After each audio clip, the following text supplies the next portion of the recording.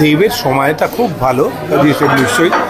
ওইখানে আমার ধারণা যেটা সেই অর্থে জিৎ একটু পিছিয়ে পড়েছে একটুখানি লেট। যদি এটা হিট হয় তাহলে আমার আশা যে শুভশ্রী দেব আবার ছবি করবে। এটা একটা কমার্শিয়াল প্রপোজিশন।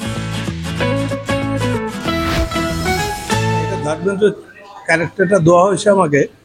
ধর্মেন্দ্র আমি ধরা যাক আজ থেকে হয়তো 50 বছর আগে, আমি তো ফিল্মে এসেছি প্রায় 50 বছর আগে।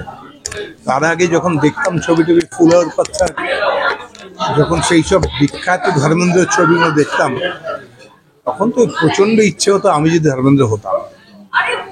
তো সেই আমি যে ধর্মেন্দ্র হতাম সেই ভাবনার মতো এখানে একটি ক্যারেক্টার আছে, হেমা মালিনী মনে করে নিজেকে একটু হয়তো নর্মাল সিট থেকে একটু সরে আছে মেয়েটি।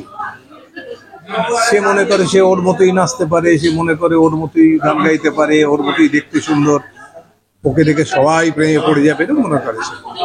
সে খুঁজে খুঁজে একটা ধর্মেন্দ্র নামের লোক পেয়ে সেইখানে পৌঁছলো, এবং সেই আমি একজন হোমিওপ্যাথি ডক্টর, সেইখানে পৌঁছে সে আলটিমেটলি আমাকে প্রেম নিবেদন করলো। মানে ইন ব্রিফ এই।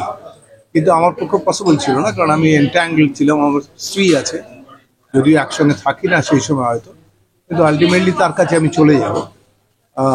কিন্তু এই মেয়েটার তো এতটাই আমার সিম্প্যাথেটিক ছিলাম আমি, যে ওর যাতে ভালো হয় সেই চেষ্টা আমি করব। আমার স্ত্রী হয়তো কোনো কারণে ওকে অপমানও করবে, কিন্তু সেটা আমি খুব একটা ভালো লাগবে না, আমি থামতে পারবো না। আমি ওরম অ্যাজ সাচ ধরে নাও জ্যোতিষে বিশ্বাস করি, কিন্তু ওর পার্টিকুলার এই রকম ব্যাপারে ওই জ্যোতিষী সেই জ্যোতিষী করে বেসিক জিনিসটা আমি বিশ্বাস করি। দাদা, একটা বিষয় নেই যেটা এখন এই মুহূর্তে টলিউডে ধূমকেতু, এবং আগের দিন দেবদা বলছিলেন আপনারও অন্যতম সেরা, প্রত্যেকটা ছবি চ্যাম্পিয়ন ছিলেন, এই ছবিটা প্রথম হওয়ার কথা ছিল। কি বলবেন যে এই সময় এই যে ক্রেজটা দেখা যাচ্ছে বাংলা ছবিতে, কি বলবেন? দেবের সময়টা খুব ভালো দিয়েছে নিশ্চয়ই।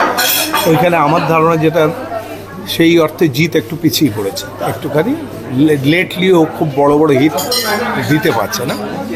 সেখানে দেব কিন্তু অনেকটা এগিয়ে আছে। সেই জায়গা থেকে এই ছবিটা খুব ইম্পর্টেন্ট হবে, এই জন্যে এখানে দেবকে একটা অন্য রকমের একটা ক্রিয়েটিভিটির মধ্যে দেখবে, অসম্ভব সুন্দর একটা চেহারা দেখবে। আমার মনে হয় একটা অদ্ভুত গেট আপ করেছে সোমনাথ, সেটা এখন করলে আরও ভালো হতো। 9 বছর আগে যা করেছিল আমার ধারণা এখন করলে আরও ব্রিলিয়েন্ট হতে পারতো। এখন অনেক ইমপ্রুভ করে গেছে আরও, কিন্তু সেটাই যেটা করেছে সেটাই দুর্ধর্ষ লেগেছে আমার।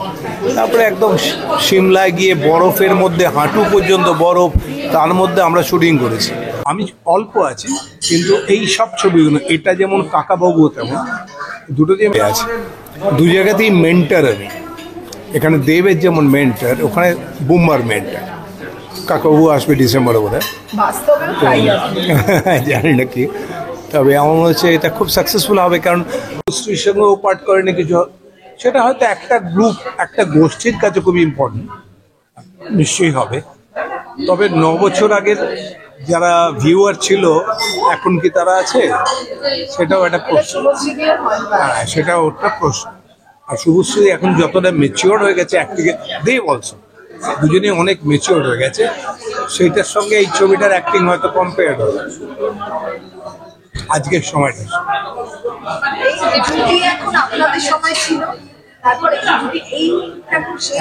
একটাই জুটি এইটা রয়ে গেছে, এখন তো কেউ করছে না, এখন তো ভেঙে ভেঙে। যদি এটা হিট হয় তাহলে আমার আশা যে শুভশ্রী দেব আবার ছবি করবে। এটা একটা কমার্শিয়াল প্রপোজিশন, যেটা এটা রাখতে হবে ইন্ডাস্ট্রির সাথে।